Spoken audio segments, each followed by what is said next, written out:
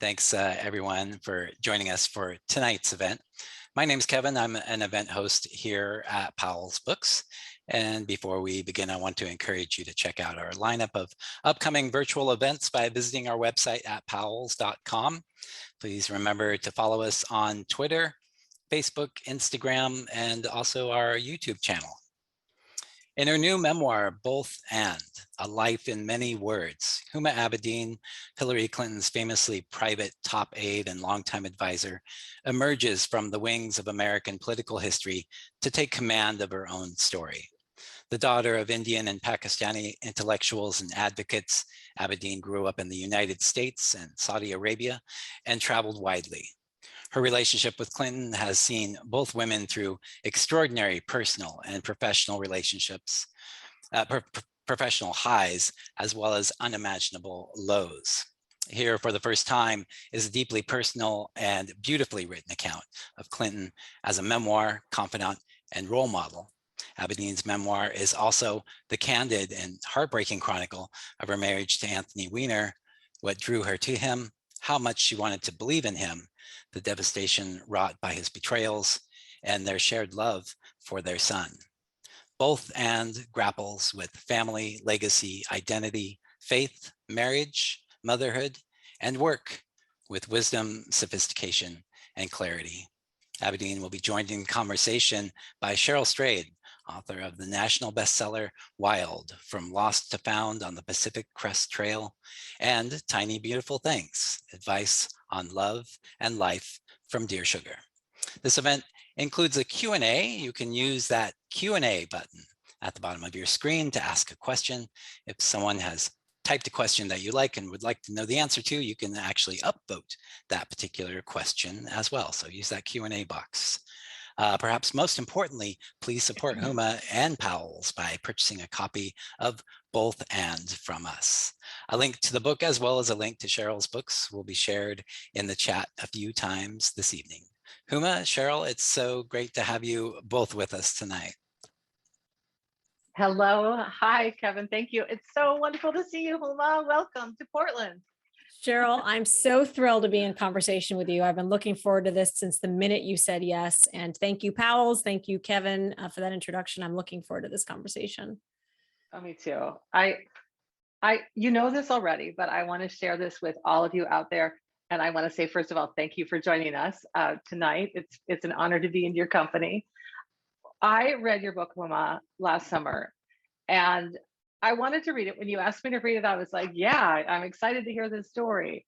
But I have to say, I was so absolutely, the word gobsmacked appears in my blurb for the book.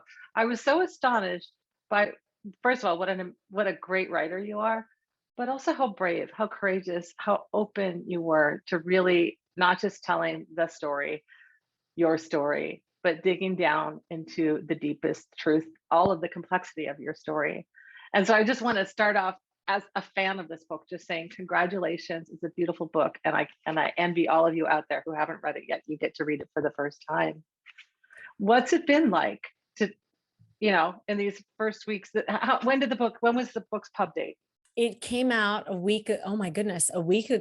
Okay. Today. It feels like I've gone from being totally silent and totally, not saying. I did my first interview on October 18th with Nora O'Donnell for CBS Sunday Morning. And feels like it's been one long surreal day since then.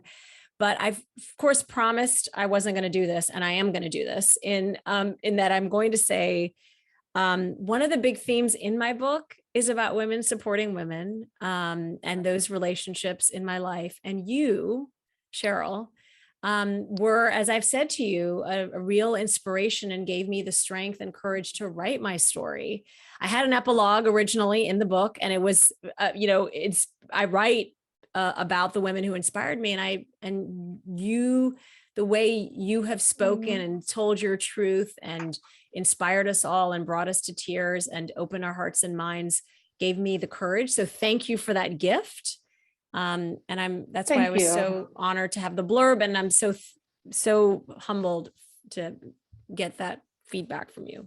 Oh, So thank you. I promised Thank I you. wasn't going to fangirl, but I have to. I can't help myself. You're Cheryl Strayed and I adore you. Okay. Well, the feeling is mutual. I love that we get to begin this conversation from that place of saying, hey, you did Yes. it, sister. I admire you and thank you. Because I did have that feeling as I was reading this book. Whenever I read a book that really speaks deeply to the human experience, it changes me in a way, and I felt changed by your book. What I always am curious about, really with every book I read, leads me to my first question for you, Huma, and it's what is the genesis story Yeah. of this book? Why did you decide to write it? Why did you decide to write it now? Yeah. Yeah. Well, for me, it's one of the reasons I start the book with my childhood and my early life. I believe my father always thought I would be a writer.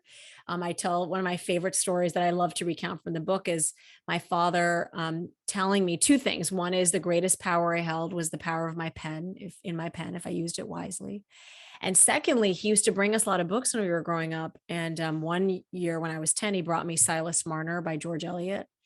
And Mm, it was above my, understanding at the time, but I remember reading the introduction and seeing that it was written by Marian Evans. So I go to my dad and say, why did this woman have to use a man's name? And my dad said, well, in the Victorian era, women were not taken seriously as writers. So she wrote using a man's name, but don't worry. When you write your book, you will use your own name and everyone will take it seriously. And so I think one, it's kind of honoring this notion that I think my father always thought I would write. But secondly, as you and I have discussed in the past, I've been in public life for 25 years. I feel like other people have told my story all these mhm. years. And I have stayed silent. I never thought I should be the story. And I feel like other people are writing my history and I wanted to reclaim that. You asked about sorry. And I believed that I could have written this book earlier. I could have written in 2016, 2017. But as you see, when you read the journey, I think it would have been an angrier, more bitter book. I think I had to get to that understanding. I had to really get to my low point to get to the other side as I write in the book. And so now that it's out, I feel like the writing process was actually real therapy for me. Yeah. I mean, we're leaping ahead here. I want to back up to so much of what you just said, but Yeah. that is, I thought about that. I mean, first of all, what I can say is I know writing to be, I think, probably the most cathartic act of my life, because the endeavor of writing, especially the way that you've written this book, is that you really are digging for that deepest truth. You're not trying to put up a facade. You're actually trying to rip it away. And so I'm curious about that process for you. You obviously had to write about things that were incredibly personal, incredibly painful. And I'm curious about that process. What did that feel like emotionally? I'm sure it was hard at times, but hard doesn't mean you shouldn't do it. And, how was it healing for you, or how was it? It was enormously healing. I learned things about trauma that I just had that was unresolved, Mhm. particularly around losing my father. He died when I was 17.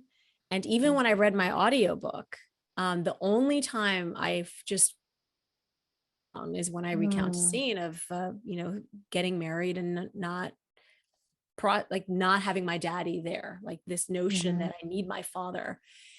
Because this book really is in many ways a love letter to my father, who, was such a strong presence in my life. And it's almost like I finished the book, and if I could have a conversation with him, I would say, here's what I did. And I hope you're proud of me. Mm, I actually found things that other people might think, oh my God, you had to write about your very challenging marriage and this, this horrible experience in politics. And there were plenty of amazing experiences.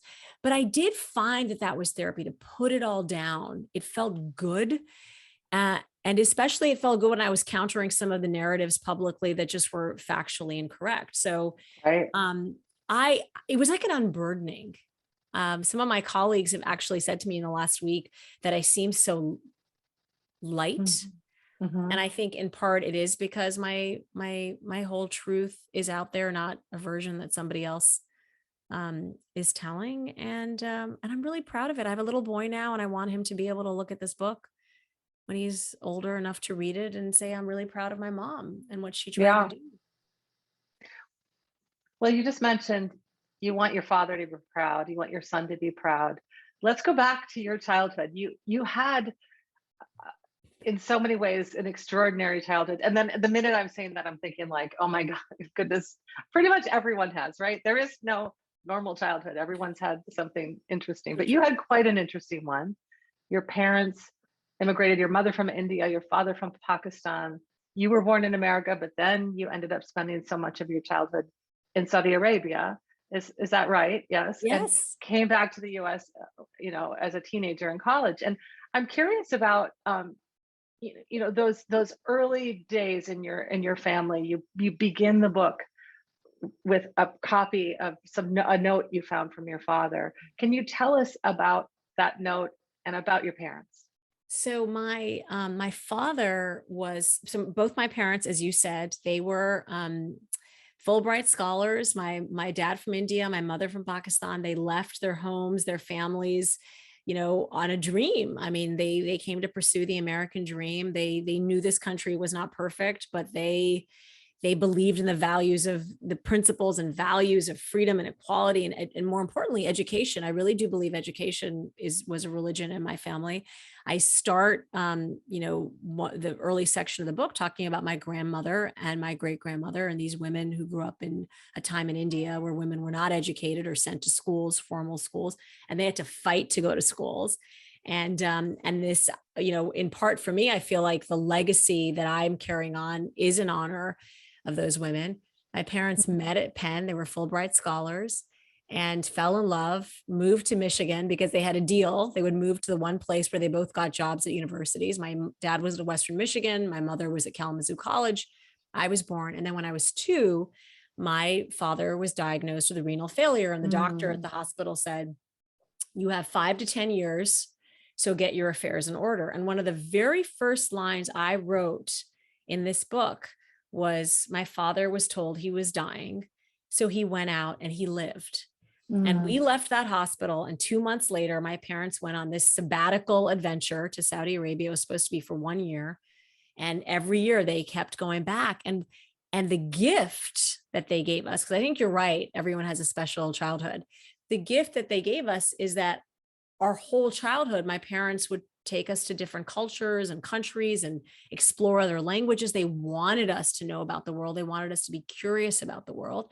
And I think my father didn't know how much time he had left. And so in part, a lot of his teaching us these lessons were about him teaching us to live without him. So I was an 8-year-old on the phone with the airline saying, I need to book a flight to Jakarta, and shaking and scared. He would send me out to talk to his professor friends visiting. But it really was a gift that he, was giving, that he left with us. And so this letter that I opened the book with, I found actually after he died in a folder. And it was basically about, the importance of sticking up for your principles and values and let others do what they will. But, you're responsible for yourself, your own actions, and ultimately to God. And I've tried, my father was motivated his whole life by figuring out the right thing. What was the right thing to do, the next right thing to do. And I've tried to follow in those footsteps as best as I can. Why was it important for you to include that note right there before even the book begins? I felt like he knew I was going to find it after he died. I mean, it was like a message, a commitment. It was about commitment, and that if you make a commitment, you had to honor that commitment. And it was about hard work. And, I think it was a lesson in how to operate in the world. And, my dad was a big plantsman, and he would always tell us that people are just like plants, and plants are only as good as their roots. That if you nourish the soil, maintain the roots, doesn't matter the weather, the plant is going to be okay. And so I think for him, it was all about seeding these roots in us. So when I landed, as you said, in college at 17 for the first time living in the United States, I had this sort of sense of confidence and the security, and the both and of the story is I was, comfortable in many different worlds. That's something my parents, passed on to me. And you had lived in the United States, like 2 years after your birth? I lived 2 years. So you didn't remember having lived? I didn't remember. And actually, it's funny, when I was sitting down with my editor, she said, can you remember your earliest memories? Talk Mhm. about your earliest memories. And I realized, Cheryl, first I was writing about Kalamazoo left and right, and we used to do this and we Right. used to do that. And then I realized these were not actually my memories. Yeah. It's why these were what had been told to me. And that's why I write the passage in this book, like somewhere there's a picture of me on my second birthday holding this Right. miniature golf set that I got. And this little girl had a whole Midwestern life ahead of her, but what that life would be, I'll never know. It wasn't to be. My So first you did, memory was Saudi Arabia. Yeah. you came to the United States, a college student. I was so fascinated by this section of your book because you were so, I think, intellectually advanced, and you had perspectives that many of the people, your fellow students, couldn't have had.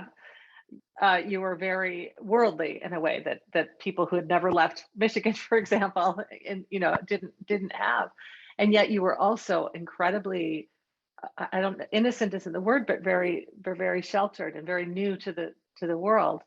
Can you tell us a little bit about that time of your life? And I mean, it's the time that ultimately led you to the job that would change your life too.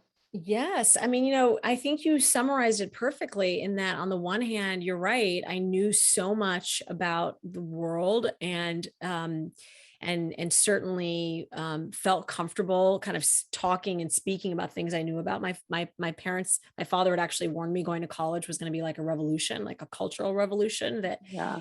there are all these things that you're going to have to get used to living in America, which I didn't really understand till I moved there. I mean, I missed my mom, I missed my dad. I had to figure out how to open a bank account, I guess all things that, college students have to figure out, but also the cultural change, um, and I do think maybe sheltered is the right word. I mean, I didn't, I grew up in a very close community of people. I write about this, what we call the Ummah in Saudi Arabia, which is the ever-present community.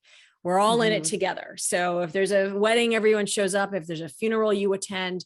Everyone is there for each other in, solidarity. So to go from that to land and feel very much on my own, having just lost my dad, I was in actually such trauma that I couldn't even acknowledge I had lost my dad. I wandered around college in Washington, D.C. for 2 years, talking about my father in the present tense. And so the way I approached this whole new world was seeking even more information. I joined every student association. I joined the South Asian Student Association and the Pakistanis and the Black Student Union. I would attend their events. And actually, it was a friend I met through the Black Student Union, a woman named Ronith, who came to me one day and said, listen, you've decided you want to be Christiana Amanpour, which is true. I had decided, watching TV one day in the middle of the first Gulf War, Operation Desert Storm, I saw this woman on TV, and she just seemed like this brilliant, brave truth teller to me. That's what she was doing, reporting on the war in Iraq. And I said, I want to be her. I want to be a journalist. Mhm. I want to be Christiana Amanpour.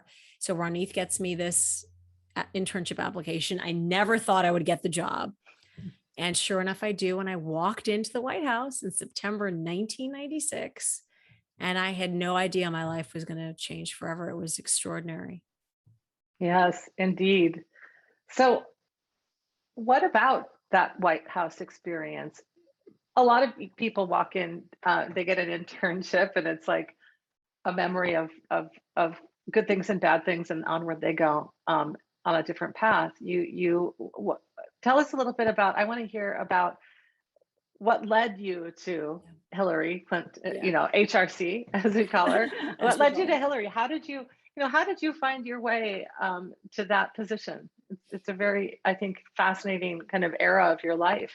Yeah, well, I say that so much of my life I do think is fate, luck, and a combination of hard work. I was prepared to outwork anybody. That was my attitude walking into the White House, but I didn't really know what to expect. I was not politically, there were no political parties in Saudi Arabia, so there was no Mhm. I wasn't politically active before. In fact, I write in the book, I wasn't even sure if I was a Democrat. I mean, Right. most of my family in New Jersey, if they were politically active in the 80s, a lot of South Asian families were socially and fiscally conservative. So they automatically registered as Republican. but I fell in love. It felt more like a cause. I walked in, there were all these people not that much older than me. It was the 1-year anniversary of Hillary Clinton's Beijing speech, where she proclaimed women's rights are human rights and human rights are women's rights. And it was electric. The atmosphere was electric. It felt like there was very important work happening. I know now it's hard to think of it this way, but back then America was arguably the sole superpower. President Clinton was, the economy was, booming. The Middle East peace process was an active process. Hillary was traveling around the world on behalf of, advocating for women's rights. It felt like so much was happening. It felt like important work was happening, being anywhere else. And I write the scenes in the book where I was also prepared to do anything, which is a different sort of conversation that I have with some of my younger colleagues who come in for interviews now. I would do anything I was asked to do, whether it was, I write in the book, like my first assignment when I got the job was, fix up the ladies' room, because this is the White House and we're representing our country.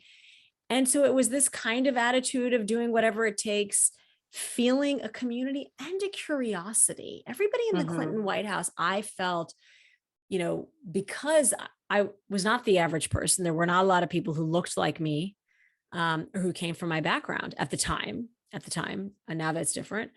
And I felt welcomed, and I felt like I was part of something much bigger than myself. I write about flying to Little Rock on election night, November 1996, to watch, President Clinton's reelection. And it was politics on steroids. I mean, it was this really epic adventure. And I got hired as a full-time staff person in the office of the First Lady a month before I graduated from college. Right. I think that the reason I asked you to talk about that is because I felt like really all of this book, but in that section, I felt like it was such a powerful story for young people to hear, because I think sometimes it can be really intimidating to be coming up as a teenager or a 20-something and thinking like, okay, these people who are a couple decades ahead of me, they had this plan, they had this path, they knew what it was going to be, and they followed it. And certainly some people do. But what I love is the power of, like you say, I think it's competence and curiosity. Like you got this job, it interested you, and then you just kept being good at whatever they asked you to do. And the path revealed itself as you went. It's a really kind of exciting, and I think it's more often than not the way that our work goes, right?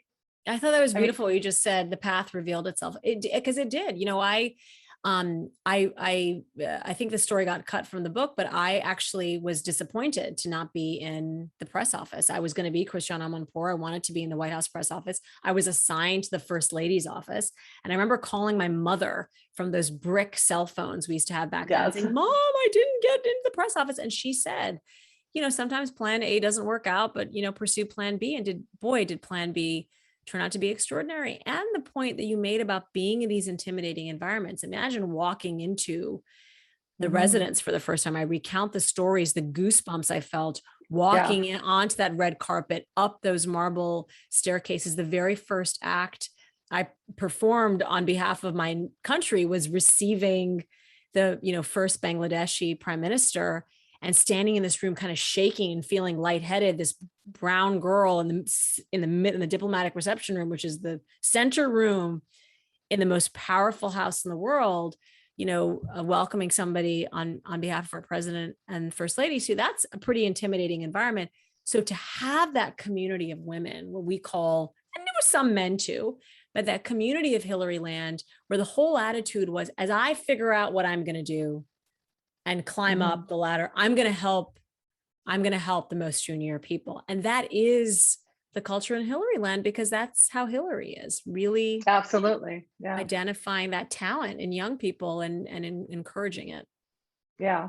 I thought your portrait of Hillary was really fascinating and beautiful. And I'm curious about, obviously, when I became aware of you, I think the same way pretty much everyone became aware of you, is there would be these little stories once in a while where it'd be like this mysterious woman, Huma, who's sort of always sort of lurking in the shadows wherever Hillary Clinton is. She's well dressed and smart, but quiet and silent. And I love this book gives us that peek, behind the scenes of that relationship. I'm wondering if you can tell us a bit about the ways that Hillary has been your mentor, how she's been sometimes your friend, your champion.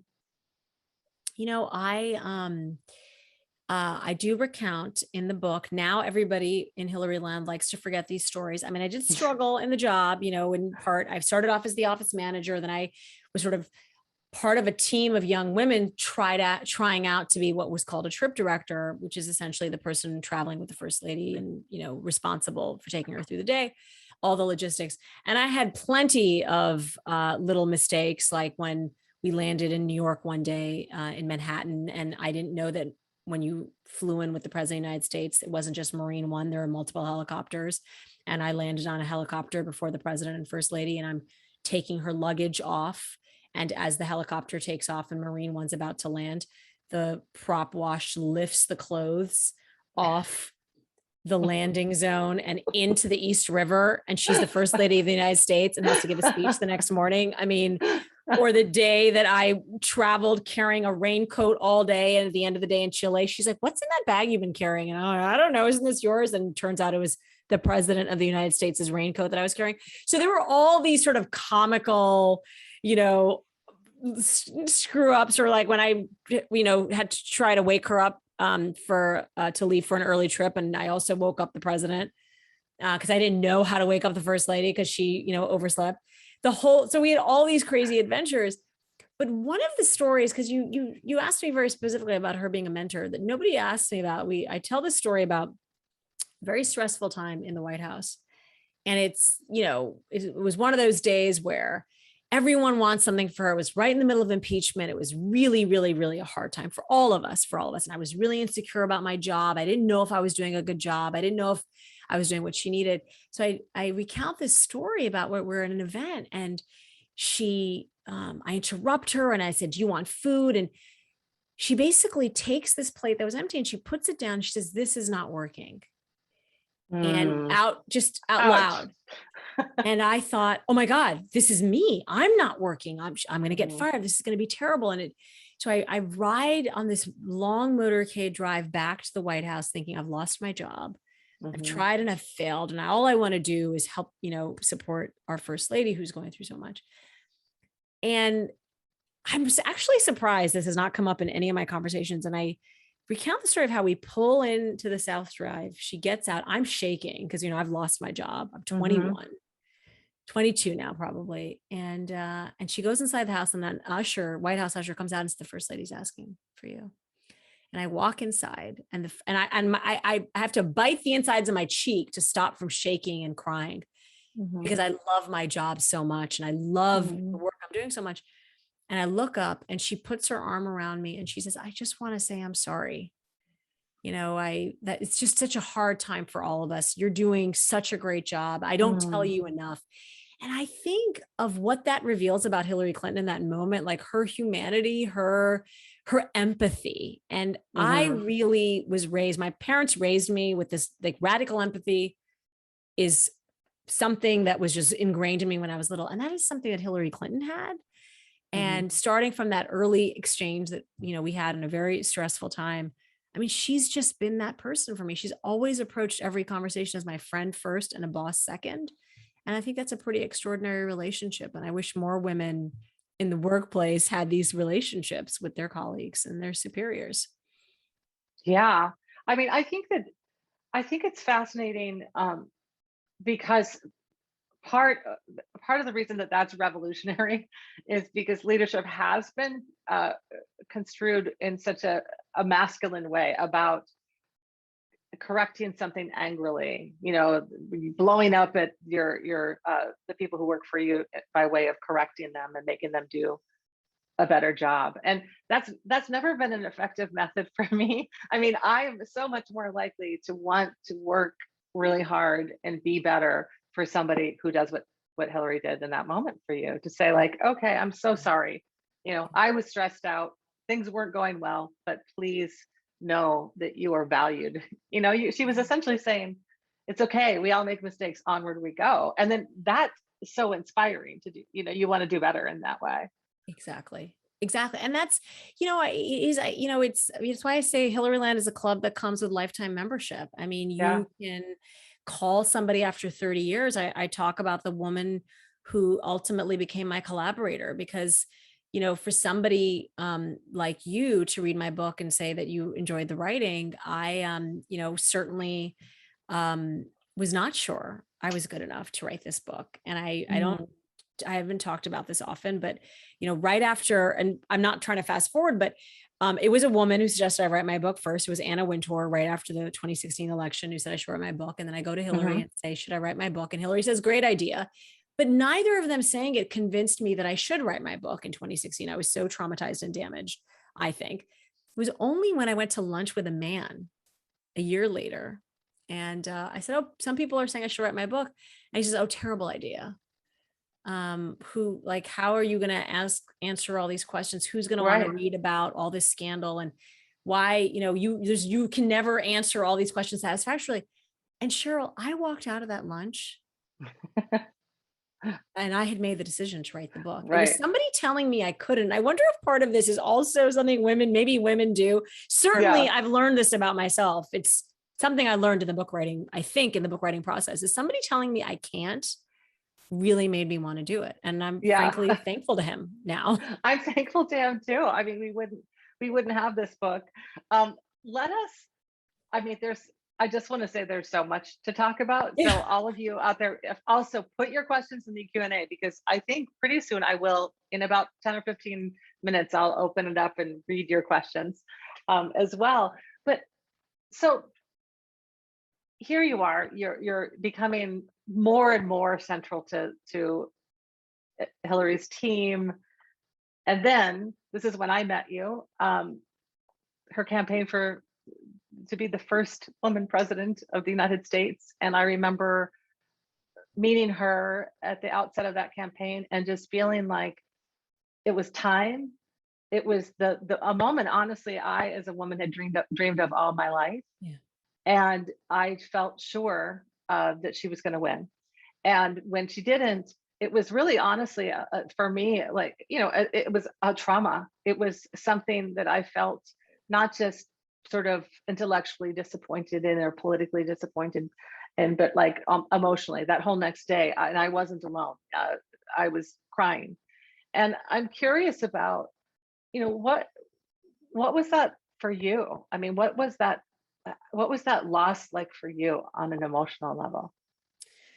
Well, that campaign, so much happened, and I'm summarizing. But the incoming, it was so hard. It's one of the reasons why I wrote in the book about the challenges of a woman running for office. I mean, forget commander in chief. Really, that the bar is so high, like almost impossibly high. I write about in 2000 when Hillary was running for Senate, seeing, her opponent march over to her to debate, shaking a piece of paper saying, will you sign, commit to signing this? First time seeing what it was like for women in politics. And then in 2008, all of these comments. And I actually made the argument that we didn't know how to deal with, I believe, and that included us women sort of in the game. It was like the price you had to pay. You had to deal and laugh off all these comments about her hair and her makeup and her voice is annoying and all of these things. And then fast forward to 2016, where the external forces were so overwhelming, so intense that even things that she was saying rather during the campaign about, a foreign government, trying to influence the election and which were correct, yeah. Social media.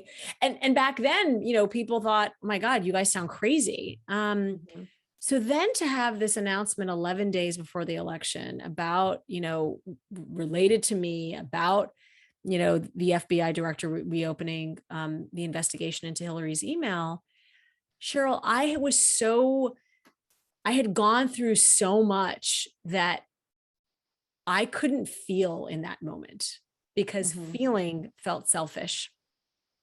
It was just trying to survive each day. You know, we had a mission. I mean, that's the thing. People are always surprised when they read the book. Like, what do you mean it got harder? Wasn't 2016 the hardest? The unique thing about 2016 was, well, there are many unique things, but the mission was electing Hillary Clinton president in November 8th. And so every day was kind of leading to, you know, how do we get to that place? And then when she lost, it was like the world, you know, kind of collapsed. I mean, I write this in the book. I mean, it was a massive, at least in New York, it was a universal, it was a communal mourning experience. That's how it was in Portland too. Yeah. And it was a wake up call. And certainly for a lot of women, it was and people who didn't get involved in politics, people, I write the stories about people on the subway saying, oh my God, I can't believe it. You know, I didn't, you know, wonder if they voted or not, but it was a very, very difficult time. And at the same time, your own life, your marriage was going through things that I think very few people can imagine, and yet a lot of people have been through in their private lives. Most people who've been through that experience weren't having stories in magazines and newspapers around the world. And tell us about that. What, you know, one of the things that I wrote about that I loved so much about this book was just the way that you wrote with such thoroughness and complexity about your relationship with Anthony, the way you fell in love with him, what a charismatic, kind-hearted, you know, you wrote so many beautiful things about him. You also wrote some incredibly difficult, hard things about him that were downright humiliating. Talk to us about that. Well, you know, I did, as I was preparing to write this book, one of a colleague who was doing research said, you know, we've looked at the, you know, most common headlines written about you, and there are two, which is what is wrong with her and what is she thinking? And so in the book, I do choose to write what I was thinking at each of those periods. And you were right. I mean, when I met Anthony, he was this larger than life, charismatic, so smart, public servant. You know, we were friends first, you know, we accidentally fell in love. I think a lot of people look at my relationship with Anthony from a 2021 perspective, and that comes with the benefit of hindsight, and hindsight is 2020. But back then I sort of was deeply in love with somebody who was the first man I was ever with, my first love, my first Valentine's date. You know, I was married to my job. Right. I'd always put my personal life and certainly men on the back burner. And so here was this, you know, this person who to me seemed perfect. I opened that chapter shortly after we'd gotten married and write about how I woke up in Buckingham Palace. I wasn't even 12 weeks pregnant. I was so excited. I pull out a piece of stationery and I write this letter to my husband saying, how is it possible for two people to have a more perfect life? So 4 days later, when my entire world collapses, when, you know, when Anthony sends me a message saying that his Twitter had been hacked, and then lying for days about not sending this material, you know, Cheryl, one of the reasons I chose to write about and share the story and the journey with Anthony, which was very painful, and as I write in the book, really took me to a very, very low, very bad place, is I don't think what I went through, sadly, is, you know, I'm not the only person who's had to go through this. Yeah. I think, and even, you know, as I recount going to therapy in Texas, hearing from professionals that other couples were actually suffering, that actually online betrayal was becoming a bigger issue, that it wasn't sort of this kind of this anomaly. And I think about the fact that, you know, Anthony didn't even have access, you know, Facebook and Twitter and whatever, these didn't exist before he fell into this sort of adoring world. I just think I had to do it on the front page of the paper. And ever since the story first broke, people have stopped me. I mean, a woman stopped me today when I landed in LA. It is a story that I feel like if it can help somebody, if it's sharing, you know, there are two chapters in this book. One is called Shame, Shame, Go Away, and the other is Elephant in the Room. And I feel like I lived a lot of my life in shame, feeling like I was an elephant in the room, feeling not welcome, feeling, you know, society can be unforgiving, and needing to find my way back, find my way through that trauma. And I had to do that. And I had to do it with Anthony. It was very, very hard, but we went through this process called a disclosure process, which for us was certainly the right way to go. because I found that not knowing, like, secrets can become cancers. Mhm. And Mhm. we needed to process that and do the work. It was hard. Um, but yeah, boy, was I judged for it on the inside, outside. I just tried to make the next right decision that was right for me every moment. Wasn't easy. Well, I think it's incredibly helpful, I'm sure, to so many people who, because I mean, I know as my work with as Dear Sugar, trust me, I have so many letters from people, who either have these same problems or have a partner who does, and they feel devastated and humiliated and betrayed. And so, I just think it's a fascinating thing, right? That you were so shamed by those headlines, and yet, like, the only way out of that is to actually turn and confront it, and to see it for what it is, whether it be in your relationship with your partner or with the world, to tell your story. And so thank you for doing that. I think that's a radical and life-changing thing, not just for you, but for so many people who need to feel not alone in that struggle.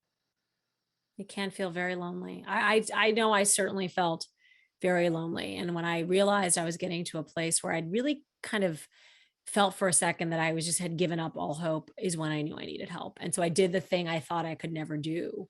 Mhm. And I think, plenty of people won't understand, and they don't understand. And I always say to them, you're blessed because you've been untouched. You don't have somebody in Right. your life. You don't have a partner or a parent or a child or a friend or just somebody you love or care about who's struggling either with addiction or the compulsive behavior.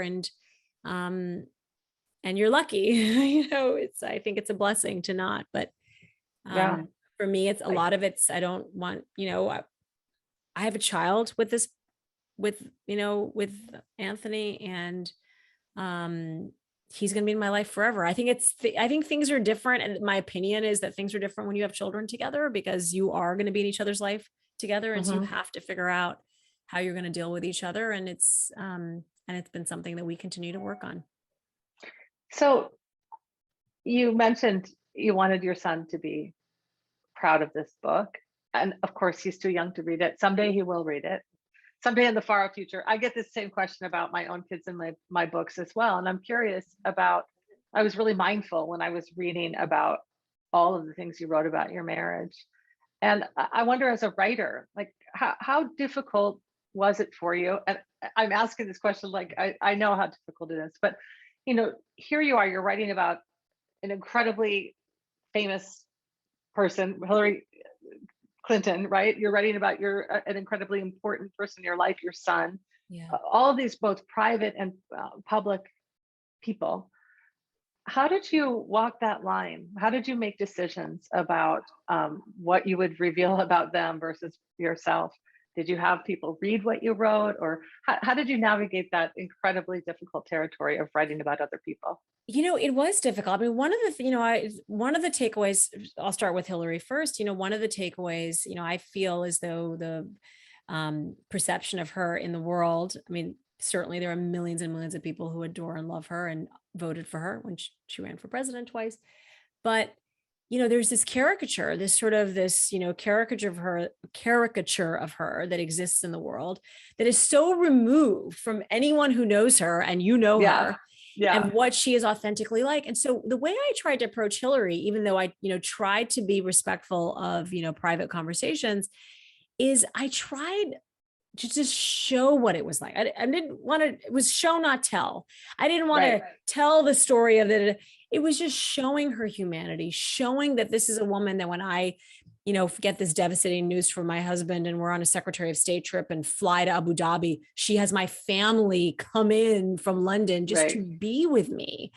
When I couldn't figure out who was going to marry us, she's like, "Oh, why don't you have my husband marry you?" I mean, this problem solving gene that she has. And so for me, one of the services I'm hoping this book provides for people is that when they close this book, just a kind of refreshing, candid view of this woman who I think would have been an extraordinary president of the United States, not just the best woman president. I mean, she was Mhm. arguably the most qualified person to run for president, full stop, period. And so that was the service I wanted to provide. I do want to note she did get an early copy of the book. What did she think? I was prepared to cut things left and right. I mean, like the story where she breaks her elbow and, is in for an x-ray and I faint, or when we were in Germany and she was getting a massage and I screwed up the time and I picked her up off the massage table after 15 minutes and she was so exhausted. She had no idea. She's like, wow, an hour went by really quickly. And I'm like, yes, we have to run and meet President Obama. And she didn't ask me to change anything. I mean, there were actually a couple of scenes where she would write in the margin, this is very funny. So I think she actually enjoyed recounting the experiences. Now, as to my son, I hope he does read the book and say, I'm proud of what my mommy tried to do. And one of the things I hope he does say is, I'm glad my mom tried to help my dad. Because I know there are people who will never understand and, might be unforgiving about the capacity, to, be in a relationship with somebody who has done this to you. But,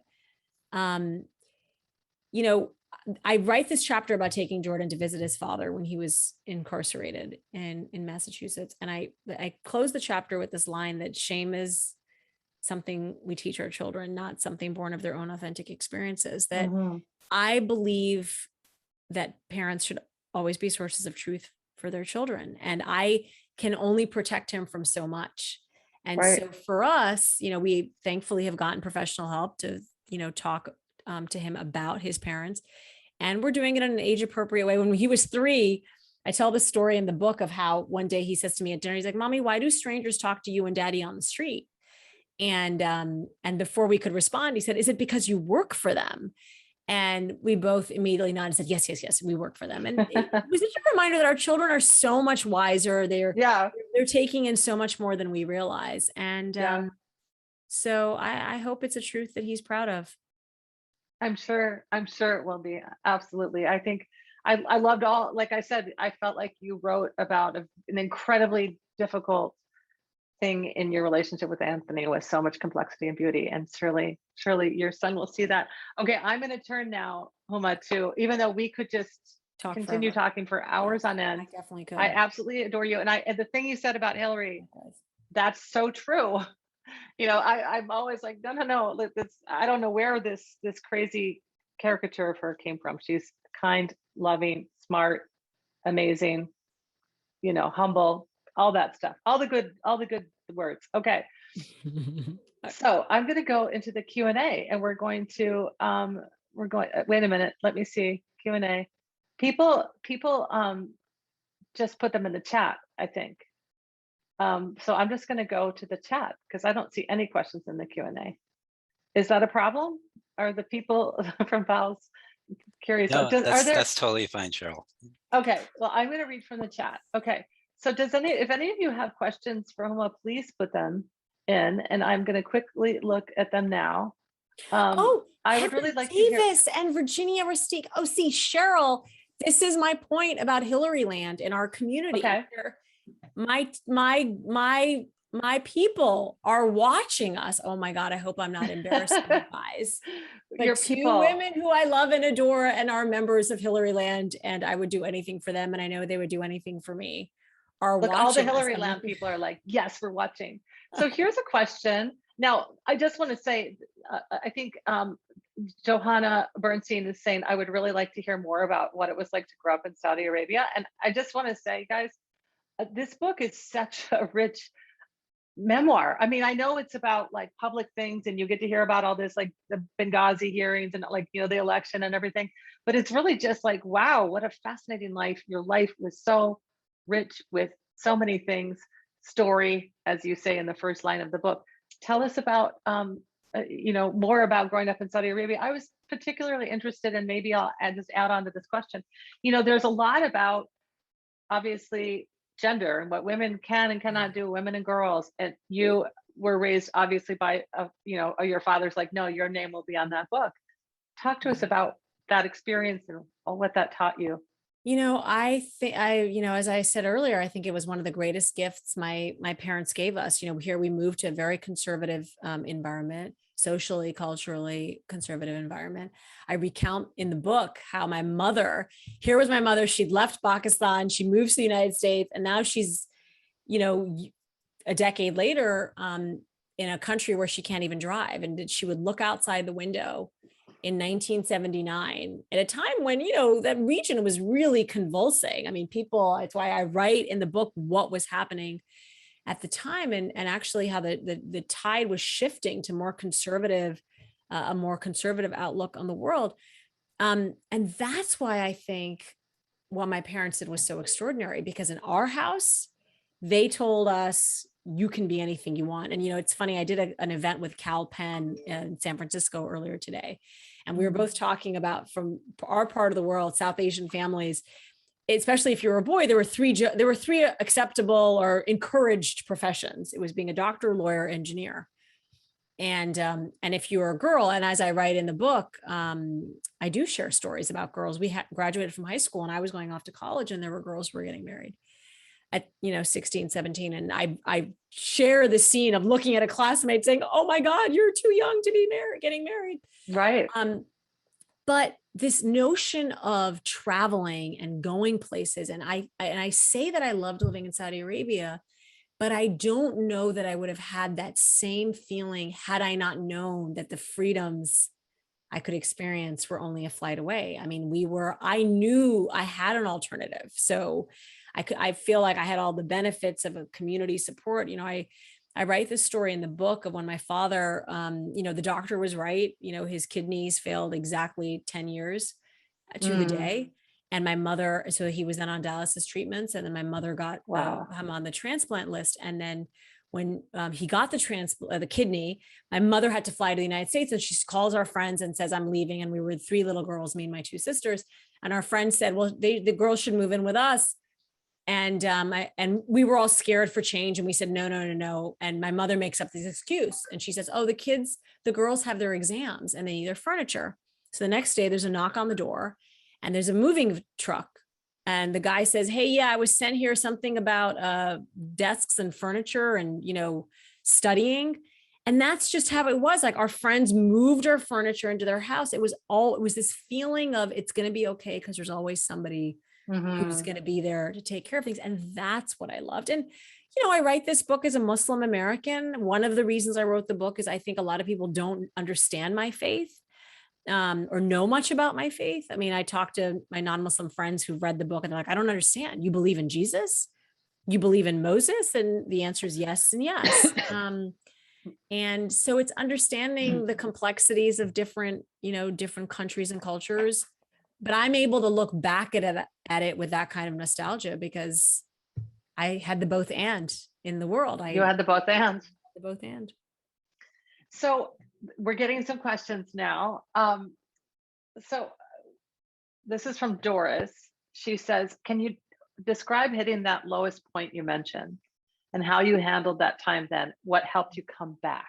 I think that's a really great question, because we're all going to hit some low point at some point. What was it that allowed you? What was it that helped you rise up again, Huma? At least for me, what I was lucky to have is my faith. We were just talking about this, and I do feel it has been my, shining light throughout my life. And really, like, Muslim prayer essentially is a meditation. You step back from the world and you reflect on your actions and your intentions. And it's always centered me. In fact, a story that I tell in the book is after the election in 2018, I took Jordan back to my childhood home in Saudi Arabia.